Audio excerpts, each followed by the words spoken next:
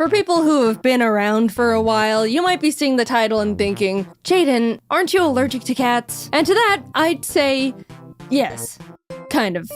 I'm actually not sure anymore. And for the people who know anything about me, you might see the title and think, Jaden, cats are literally the #1 natural predator to birds. And to that, I also say, yes, that one's 100% proven fact. So let me back up a bit and explain how we got here, because all the cards in the world were stacked against the idea of me getting a cat. Growing up, I was irrefutably and absolutely allergic to cats. My best friend had like 3 of the things, and every time I would hang out or sleep over at her house, I would be a sneezy, watery-eyed, snotty mess. Can I have some water? Given the fact my brother was also allergic to cats, it was set that we were a dog family. My whole life I went around not giving cats a second thought. I never had anything actually against them, but since I was forced to stay 20 feet away from them or suffer the consequences, I just couldn't get to know them. Plus, as a kid, dogs were always more appealing. They're more likely to be bigger fans of playing and running around, be more approachable with their genetically bred unconditional love, and can overall be more forgiving. Cut to like 2 catless decades for me later, and I'm meeting Jacob for the first time at his place. As we're hanging out in his living room, his cat Fraser comes over and greets me. Fraser is extremely social and vain, so he's always expecting nothing less than a never-ending stream of attention from the people. Even though he's very cute and distinguished, I deployed my typical foolproof plan of don't touch the cat. Fraser realizes he's not getting any attention out of me and sits down nearby on the couch, but a bit later, Jacob's other cat ends up making an appearance. This one's Taylor. She's normally really shy and hides, but does really like women, which I am. Taylor ended up crawling onto me and making herself really comfy in my womanly lap. Jacob, knowing I'm allergic, offered to take her away, but this was actually the first time a cat has ever done something like this to me. I've always been a bit of a cat magnet, if you want to call it that, because I act like they don't exist, which they interpret as me not pushing their boundaries and creating a comfortable environment for them to come up to me on their own terms. But never have I felt like a cat has chosen me like this before. I told Jacob I'm happy to let her stay comfortable on me, and I'll just reap the consequences of my sowing later on. This was my first extremely positive experience with the cat, and I honestly felt really happy and special and wanted to enjoy it. A few hours later, I'm saying my goodbyes, and during the drive back home, I realized I was completely fine. No sneezing, no itchy eyes, straight up nothing. I was so confused and curious. Thus, the start of my little cat experiment began. Every time I went over to Jacob's place, I would let the cats be as social as they wanted with me. If Taylor wanted to sit by me, I'd let her. If Fraser wanted attention, I would pet him. At one point, while we were watching a movie, Taylor literally decided to lay down on my neck, filling every one of my breaths with cat dander and hair. And you know what happened? No reaction, not even a little drip of mucus. Somehow, sometime, I'd grown out of my cat allergy and never noticed. Apparently, every 7 years, people's allergies have the chance to change. Maybe being surrounded by my friends' cats all throughout my childhood could have helped my body get more familiar with them. Either way, I've now unlocked the skill to survive cats. Oh, guys, it was incredible. Now that I'd been freed from my shackles, I immediately started taking time to get to know cats more. Instantly, they felt so much more cute and cool and approachable, and I was really starting to like them more, especially since every time I would hang out at Jacob's place, Taylor would walk over and be around me and purr, and oh, it was amazing to be loved by a cat. So I really like cats now. And after some time, I decided I wanted one too. Jacob and I decided to peruse a local cat rescues website just to see what cats were available. I don't want to get one right away. There's a lot I have going on, but it doesn't hurt to— oh my god, that one! I want that one so bad. It's so cute. What's its name? Tostada? Tostada, my beloved. We have to send in an application. We have to. Hi, my name's Jaden. I love this cat. Please let me adopt it. Please. What? what? You guys know me. I'm weak-willed and impulsive. My first mistake was liking cats to begin with. The rescue reached out a few days later for a cat screening interview to make sure we would be a good fit to be cat parents. After being approved, they told us we could pick any cat we wanted that was in their care. Of course, I asked about Tostada, but we were given the unfortunate news that she had already been adopted.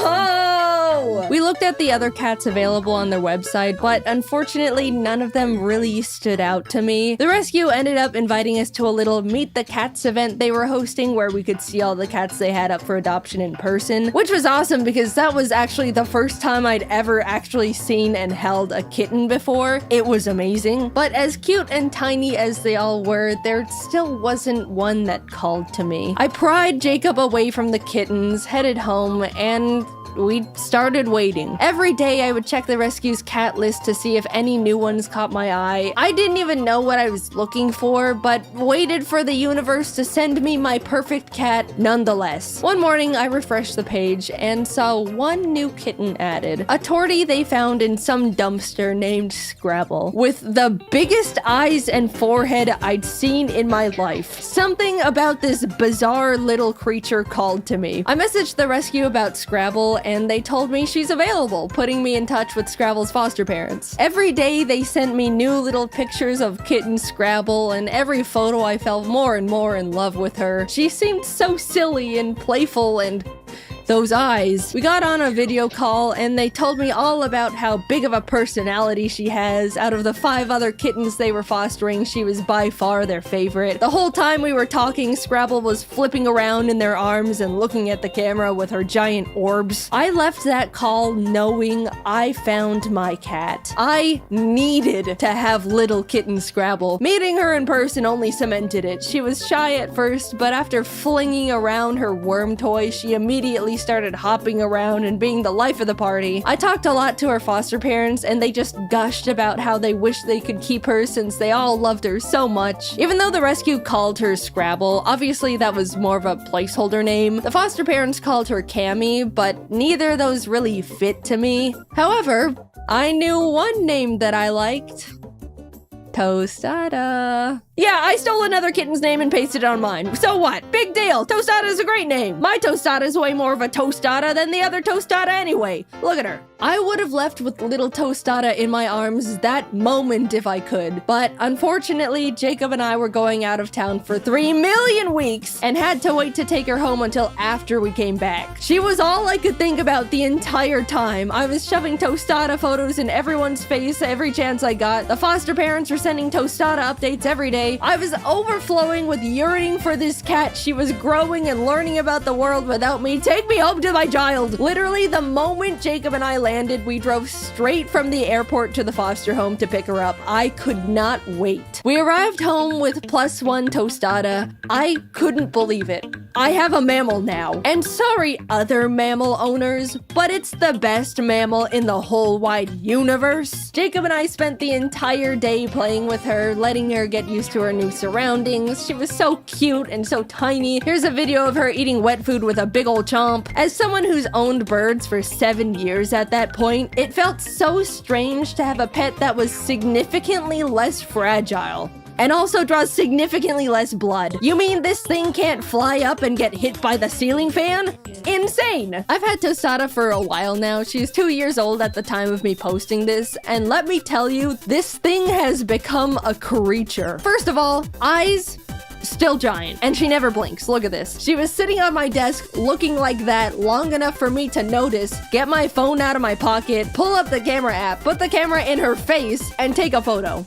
And here's like 4 more. She is also not that smart. I'm sure you can deduce that by how she looks, but this thing has a single brain cell and it's just another version of herself up there with a joystick. Jacob and I are fully convinced she can only form a few thoughts a day and only in single word nouns. Evidently, Tostada is also very scared of everything, always has been. Loud noises, quiet noises, no noises, movement of any kind. Even Jacob, a person she's been around all her little little life post dumpster. There's been times where he'll be at his desk, moves his chair just a smidge, and she's darting out of the room. One time we were trying to explain to some friends how skittish she genuinely can be, and demonstrated it by grabbing a toy literally in front of her, raising it up a bit, lightly dropping it on the floor, still in front of her, and she bolted. You know how cats are genetically built to be good at balancing? Well, Tostada can't even do that. She trips and falls and misplaces her feet all the time. On multiple occasions, she has tried to walk across my L-shaped desk and just missed and fell down. That's like the one thing that makes a cat, and nope, doesn't hit the mark there either. She's gotten better, but as a kitten, Tostada couldn't even jump. After I built her first cat tower, I watched as she attempted to jump up to the second level, not quite make it, and had to slam her arms down on the thing to hoist herself up like she was mountain climbing. But oh, is she the sweetest little thing. When I got a cat, I was expecting it